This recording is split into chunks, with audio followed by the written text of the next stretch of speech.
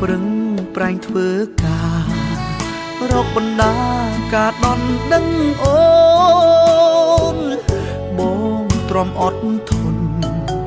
រែកពុនលំបាំងទាំងអស់ព្រោះតែ